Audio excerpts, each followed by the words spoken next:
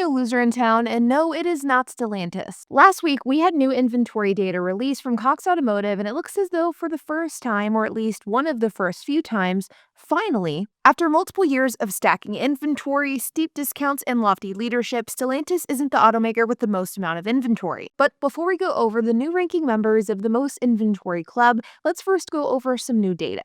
As of June 2nd, dealership inventory is at 2.47 million units, or a 70-day supply. And while this isn't the highest inventory we've seen, it also isn't the lowest inventory either. This is down 12.2% from a year ago, and while this may sound surprising, whenever we look at the data and the facts and the nuance surrounding the car market, it actually makes a lot of sense. And if I'm being honest, I'd expect for inventory to continue to go down for the foreseeable future. Because similar to the advice I've been giving you guys who watch this channel, which is do not buy a new car right now and wait at least a few months to make that big purchase, well, automakers are heeding that same advice, and you're pretty much across the board seeing automakers being more and more strategic with the vehicles that they import, which is reflected in these shrinking inventory numbers. This is most notably reflective with the 2026 models that are beginning to pop up on dealership lots. This is known as next model year vehicles, so today in 2025 it's represented with 2026 vehicles. In 2024 it was represented with 2025 vehicles, 2023, 2024 cars. Basically whatever model car is going to be coming out next, which typically comes out mid-year before that model year actually begins. In 2023 and in 2024,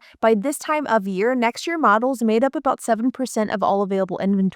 But this year, they only make up 3%, which means that of all of the inventory on dealership lots, only 3% are actually 2026, so newer incoming model year vehicles. And to me, this is a clear sign that automakers are being strategic with the amount of cars and the timing in which they import cars into the country because of things like tariffs. New vehicle listing price, a Cox Automotive metric averaging out what vehicles are listed for currently, it sits at $48,883. While average vehicle transaction price, or ATP, which is a Kelley Blue Book metric, that shows that the average vehicle transaction price is only up 1% year over year, which all things considered is pretty good, but we're going to be going over that a little bit more here in a moment. Now, I mentioned earlier that Stellantis is no longer the automaker with the highest amount of inventory, and this is something notable. Over the last couple of years, Stellantis, so brands like Jeep, Dodge, Ram, Alfa Romeo, and more, they've been struggling. Less sales meant inventory was stacking up, which means that dealerships under the Stellantis brand had to discount prices in order to move inventory. It puts Stellantis in this really negative loop of having to lower prices because there was too much inventory, but then they couldn't sell their inventory at regular prices, which meant that they were losing money. Well, in Q4 of last year, Stellantis set out to improve their inventory situation, which would then improve the overall company, and they have done just that. Because if we look at dealership inventory for Stellantis brands this year compared to last year,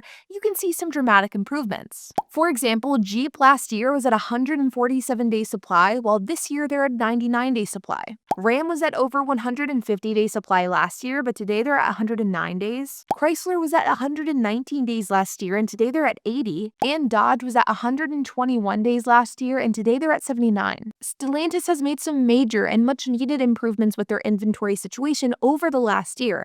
And while technically speaking, Stellantis still does have above average for inventory, as does a lot of other automakers, the improvement with Stellantis has to be noted.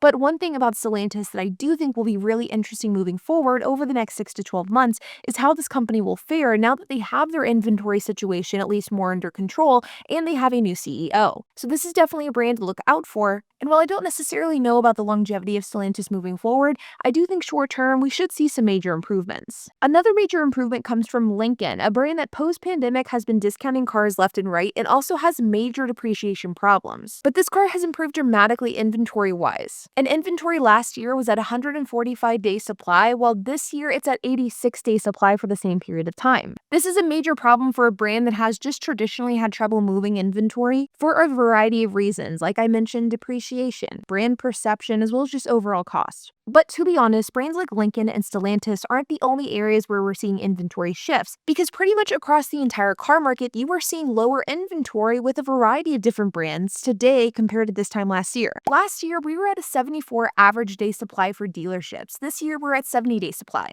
Last year, the highest inventory automaker had around 150 days supply. Today, it's around 130 days. And we're seeing just in general, automakers have less inventory. However, not all brands are seeing improvements. Audi is currently the second largest inventory automaker, only behind Jaguar, and they have 126 days supply, which is 16 days more than this time last year. And when you look at Audis online, you can see that their prices and discounts are reflective of the lack of demand. Hyundai is another one. Hyundai had a really strong 2024, and this time last year, Hyundai had a 79-day supply, only slightly higher than average. However, today they have 112 days supply. But what's really interesting is that Hyundai sales are actually up this year compared to last year by 12%. So with Hyundai, the problem here most likely isn't due to lack of sales. In fact, it most definitely isn't. Instead, it's due to the fact that Hyundai is just importing more vehicles. And so in the case of Hyundai, their increasing inventory levels isn't necessarily due to lack of demand. In fact, it's due to the fact that they're just producing more vehicles because of the increased demand. Though I will admit, in the case of Hyundai, I am surprised to see that they have so much inventory, given the tariff situation and the fact that their sales are really strong. Now, when it comes to buying a car, incentives are the one area that I do think is pretty disappointing right now for the average consumer. But if you watch my video from last week, this may actually make some sense. Last week, I made a video where I talked about how based on the data, it looks like dealerships are hesitant to lower prices, most likely because of uncertainty in the car market, aka tariffs. And basically, no matter how long a car has been sitting on lots for, whether it's for 15 days or 4 months, the discount is only around $1,500. And we're kind of seeing this play out in the new car market with incentives as well. Currently, the average vehicle transaction price is sitting at $48,799, which is 1% higher than this time last year. However, incentives, while higher than last year, are lower than what we saw at the end of 2024, and they currently sit at 6.8%. Now, I do expect for this to go up by the time I make my July update video, given the fact that we are currently approaching the end of month, end of quarter, but I don't expect for incentives to go up significantly until closer to the end of the year. Maybe Q3, but almost certainly in Q4. Now, I've said this in a few videos now, but it feels as though the car market is still in a bit of a holding pattern. What's going to happen with the economy, with tariffs? What's going to happen with interest rates? The data here doesn't lie, and very clearly, automakers and dealerships are waiting to make major moves, and I suggest that you do the same. Like always, you guys, I hope that you enjoyed this video. If you have any questions, comments, if you have anything to add, I would love to hear it, so make sure to leave a comment down below. And while you guys are at it, make sure to hit the like button, hit that subscribe button, and hit the notification bell, and I will see you guys in the next video.